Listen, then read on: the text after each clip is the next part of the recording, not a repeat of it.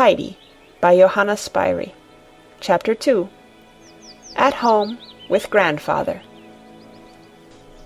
As soon as Data had disappeared, the old man went back to his bench, and there he remained seated, staring on the ground without uttering a sound, while thick curls of smoke floated upward from his pipe. Heidi, meanwhile, was enjoying herself in her new surroundings. She looked about till she found a shed, built against the hut, where the goats were kept. She peeped in, and saw it was empty. She continued her search, and presently came to the fir trees behind the hut.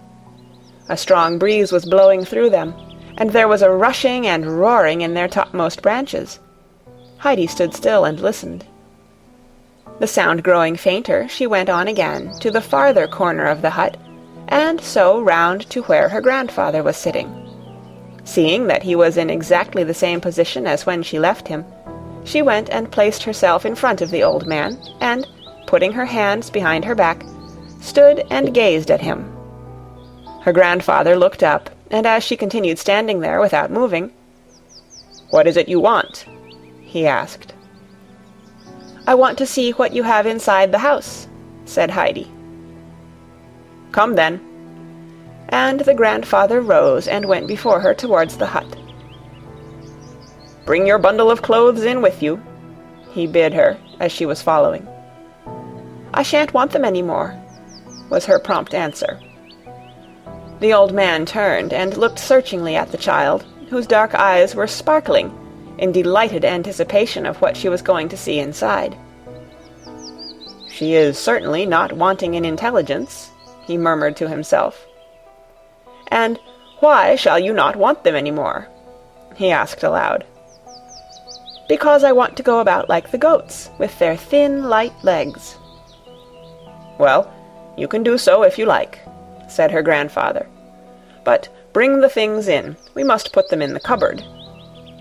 Heidi did as she was told. The old man now opened the door, and Heidi stepped inside after him. She found herself in a good-sized room, which covered the whole ground floor of the hut. A table and a chair were the only furniture.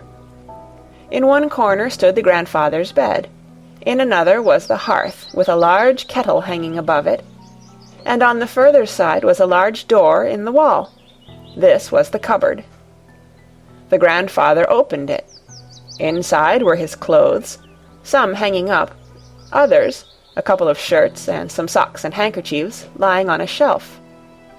On a second shelf were some plates and cups and glasses, and on a higher one still, a round loaf, smoked meat, and cheese. For everything that Alm Uncle needed for his food and clothing was kept in this cupboard. Heidi, as soon as it was opened, ran quickly forward and thrust in her bundle of clothes, as far back behind her grandfather's things as possible, so that they might not easily be found again. She then looked carefully round the room and asked, "Where am I to sleep, grandfather?" "Wherever you like," he answered. Heidi was delighted, and began at once to examine all the nooks and corners to find out where it would be pleasantest to sleep. In the corner near her grandfather's bed she saw a short ladder against the wall. Up she climbed, and found herself in the hay-loft. There lay a large heap of fresh, sweet-smelling hay, while through a round window in the wall she could see right down the valley. "I shall sleep up here, grandfather," she called down to him. "It's lovely up here. Come up and see how lovely it is." "Oh, I know all about it," he called up in answer. "I am getting the bed ready now," she called down again, as she went busily to and fro at her work. "But I shall want you to bring me up a sheet. You can't have a bed without a sheet. You want it to lie upon." "All right," said the grandfather, and presently he went to the cupboard, and after rummaging about inside for a few minutes, he drew out a long, coarse piece of stuff, which was all he had to do duty for a sheet. He carried it up to the loft, where he found Heidi had already made quite a nice bed. She had put an extra heap of hay at one end for a pillow, and had so arranged it that, when in bed, she would be able to see comfortably out through the round window. "That is capital," said her grandfather. "Now we must put on the sheet, but wait a moment first." And he went and fetched another large bundle of hay to make the bed thicker, so that the child should not feel the hard floor under her. "There, now bring it here." Heidi had got hold of the sheet, but it was almost too heavy for her to carry. This was a good thing, however, as the close, thick stuff would prevent the sharp stalks of the hay running through and pricking her. The two together now spread the sheet over the bed, and where it was too long or too broad, Heidi quickly tucked it in under the hay. It looked now as tidy and comfortable a bed as you could wish for, and Heidi stood gazing thoughtfully at her handiwork. "We have forgotten something now, grandfather," she said after a short silence. "What's that?" he asked. "A coverlet. When you get into bed, you have to creep in between the sheets and the coverlet." "Oh, that's the way, is it? But suppose I have not got a coverlet," said the old man. "Well, never mind, grandfather," said Heidi in a consoling tone of voice. "I can take some more hay to put over me." And she was turning quickly to fetch another armful from the heap, when her grandfather stopped her. "Wait a moment," he said, and he climbed down the ladder again and went towards his bed. He returned to the loft with a large thick sack made of flax, which he threw down, exclaiming, "There, that is better than hay, is it not?" Heidi began tugging away at the sack with all her little might, in her efforts to get it smooth and straight, but her small hands were not fitted for so heavy a job. Her grandfather came to her assistance, and when they had got it tidily spread over the bed, it all looked so nice and warm and comfortable that Heidi stood gazing at it in delight. "That is a splendid coverlet," she said, "and the bed looks lovely altogether. I wish it was night, so that I might get inside it at once." "I think we might have something to eat first," said the grandfather. "What do you think?" Heidi, in the excitement of bed-making, had forgotten everything else, but now when she began to think about food, she felt terribly hungry, for she had had nothing to eat since the piece of bread and little cup of thin coffee that had been her breakfast early that morning, before starting on her long, hot journey. So she answered without hesitation, "Yes, I think so too."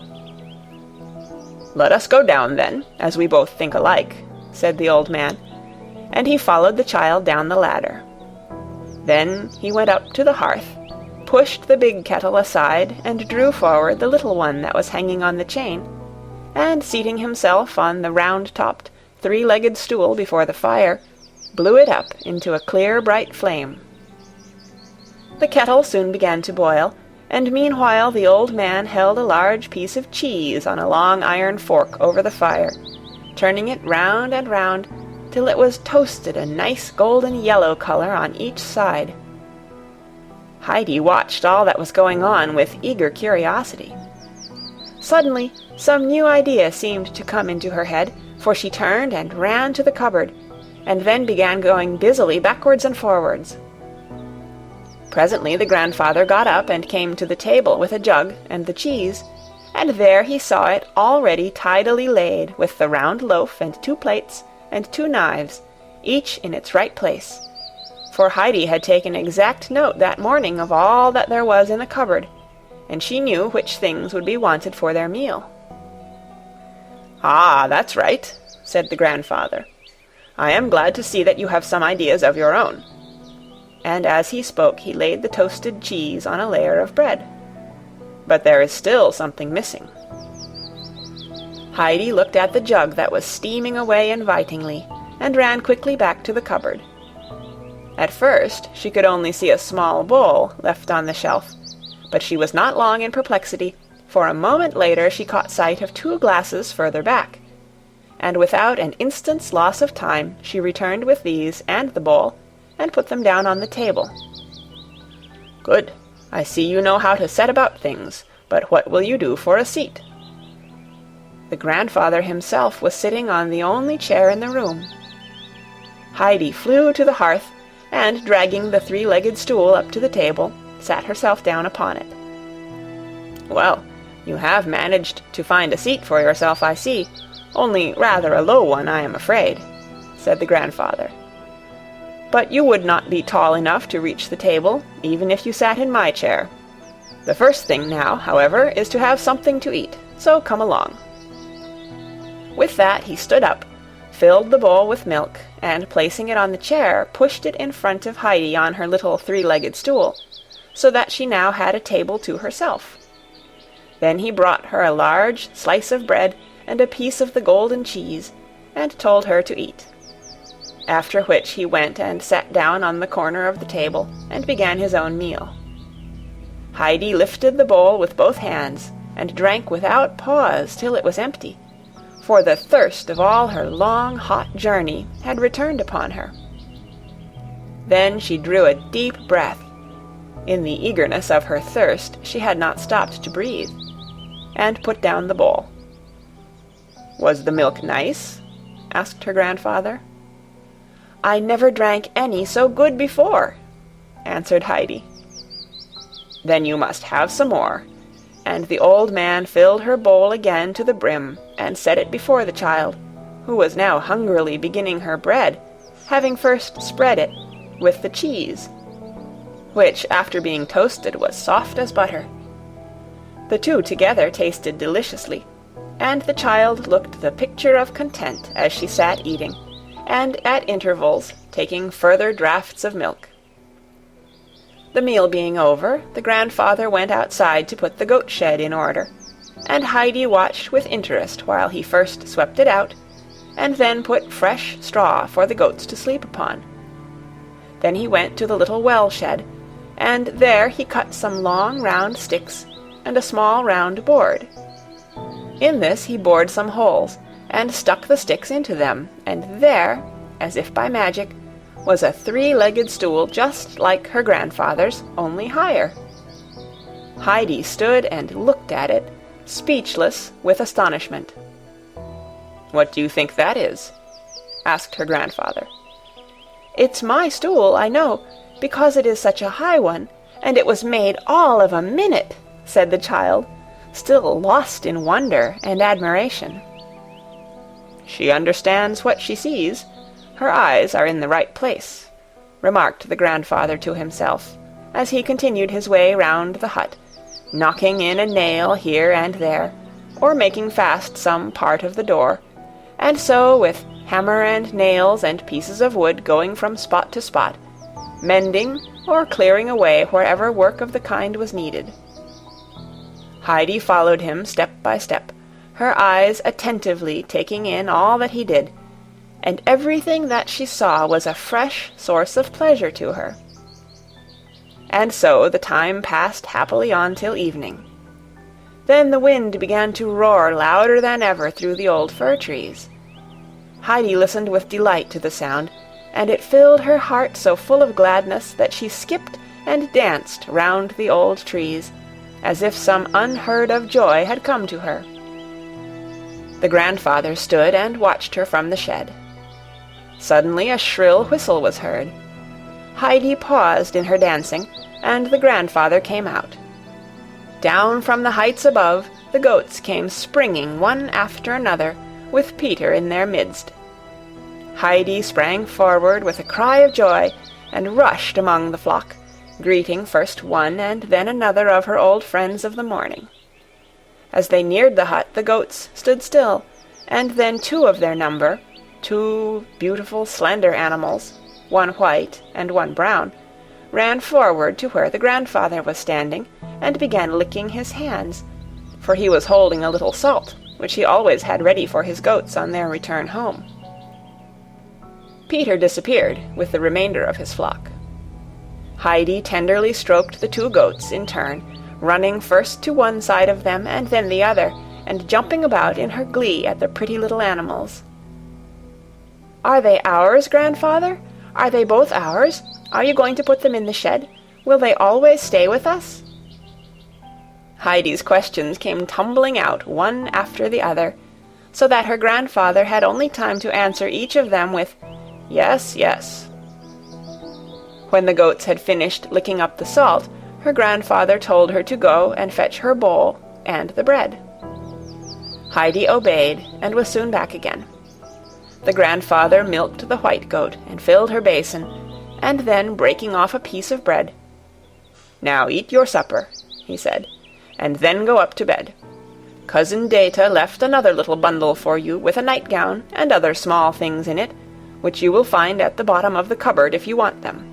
I must go and shut up the goats, so be off and sleep well." "Good night, grandfather, good night. What are their names, grandfather, what are their names?" she called out as she ran after his retreating figure and the goats. "The white one is named Schwenli, and the brown one Barely," he answered. "Good night, Schwenli, good night, Barely," she called again at the top of her voice, for they were already inside the shed. Then she sat down on the seat and began to eat and drink, but the wind was so strong that it almost blew her away, so she made haste and finished her supper, and then went indoors and climbed up to her bed, where she was soon lying as sweetly and soundly asleep as any young princess on her couch of silk. Not long after, and while it was still twilight, the grandfather also went to bed, for he was up every morning at sunrise, and the sun came climbing up over the mountains at a very early hour during these summer months. The wind grew so tempestuous during the night, and blew in such gusts against the walls, that the hut trembled, and the old beams groaned and creaked.